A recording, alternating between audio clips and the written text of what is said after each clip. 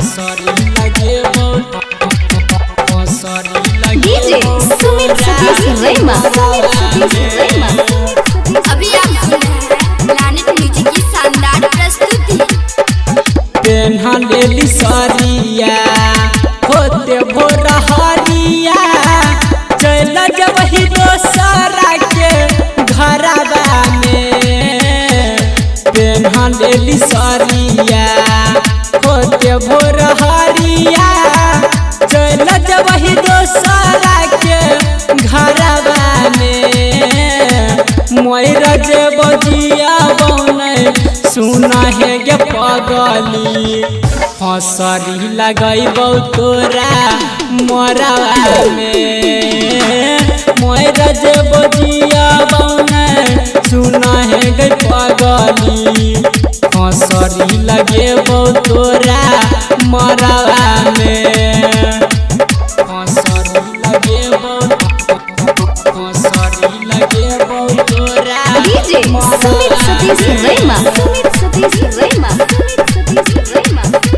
Planet music Darbhanga. भूल जबही तू करे जा ससुरा में जाके याद नहीं करबी गे सैया के पाके सैया के पाके।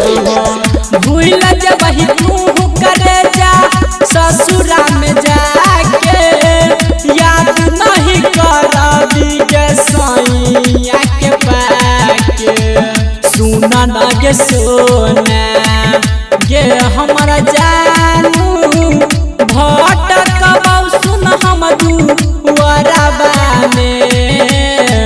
मोरा जे बजिया बने सुना है गे पगली हंसरी लगैबौ तोरा मोरवा में।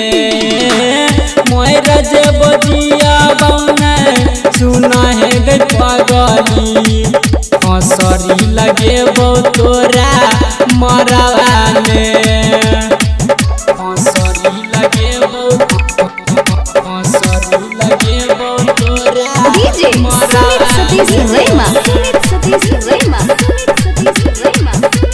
Planet music Darbhanga. हमारे तू प्यार रही सुन न सनम गे फेर किया सना दिलही जखम गे हमारे तू प्यार रही सुन न सनम गे फेर किया सना दिलही जखम गे। कहै छौ किसान रामन जी यादव रहौ कमी कवनी यारवा में।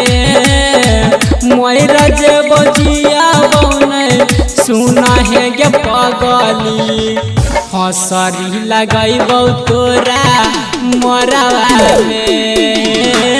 मोरा जे बजिया बने सुना है गे पगली हंसरी लगैबौ तोरा